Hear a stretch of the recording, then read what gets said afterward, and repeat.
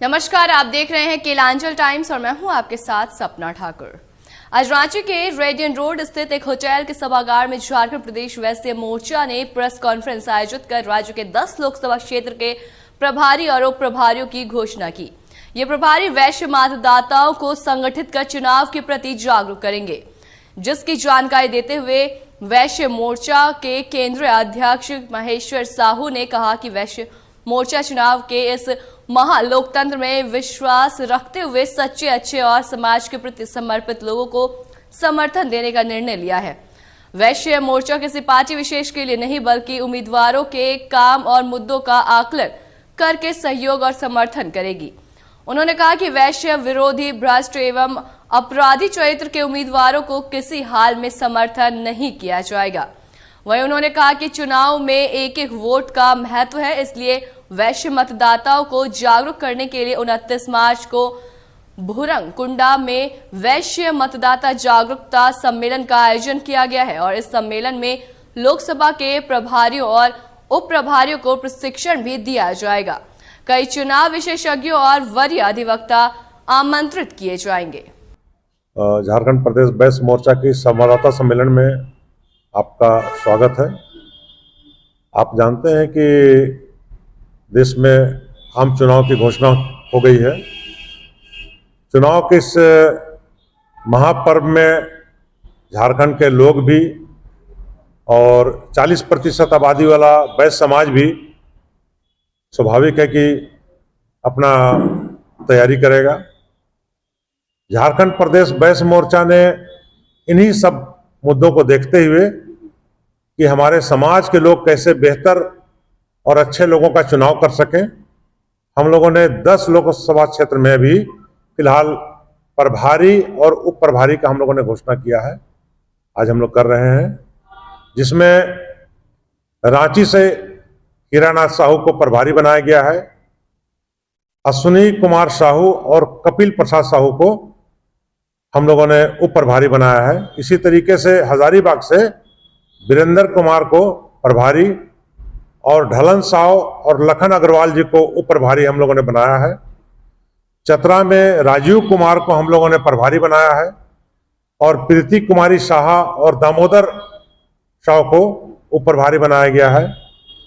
हम लोग कोडरमा में रामसेवक प्रसाद जी को प्रभारी और अशोक बर्नवाल और संतोष कुमार मंडल को प्रभारी बनाया है।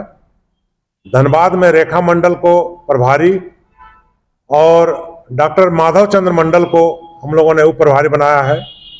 गिरिडीह में मोहन साहब को प्रभारी और दिनेश्वर मंडल और राजकुमार मंडल को हम लोगों ने उप प्रभारी बनाया है। लोहरदगा में उपेंद्र प्रसाद को प्रभारी और जगदीश प्रसाद साहू और सतीश जायसवाल को उप प्रभारी बनाया है। चाईबासा में सुनील प्रसाद साहू को प्रभारी और आनंद बिहारी साहू और दिलीप राम को उप प्रभारी बनाया है। और जमशेदपुर में हम लोगों ने नंदलाल साहू को प्रभारी और मनोज गुप्ता को हम लोगों ने उप प्रभारी बनाया है।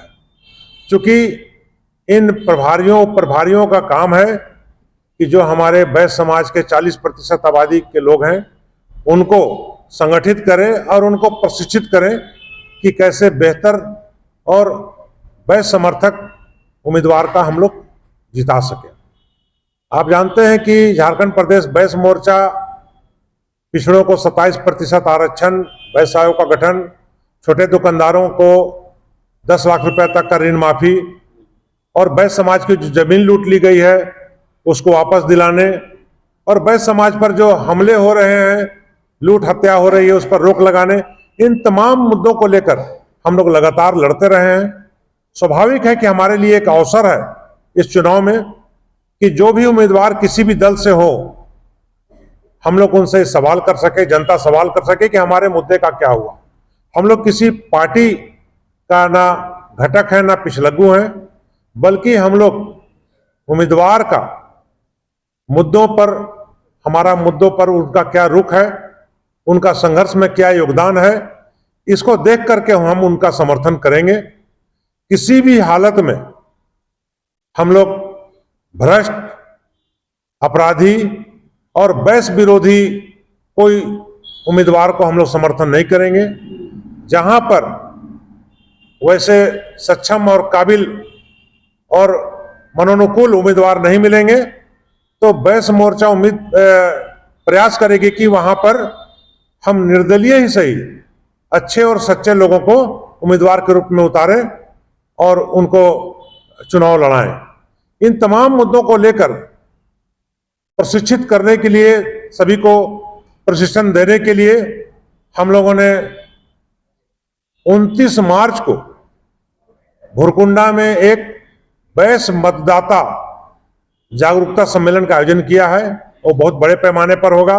उसमें तमाम हमारे प्रभारी, उप प्रभारी और कार्यकर्ता लोग शामिल होंगे। इसी की तैयारी चल रही है और इस चुनाव का कैसे बेहतर से बेहतर हमारा समाज के लोग इस्तेमाल कर सके, इस बात का हम लोग प्रयास कर रहे हैं। आज का हम लोग का संवाददाता सम्मेलन करने का। ऐसे तमाम बड़ी खबरों के लिए देखते रहे केलांचल टाइम्स।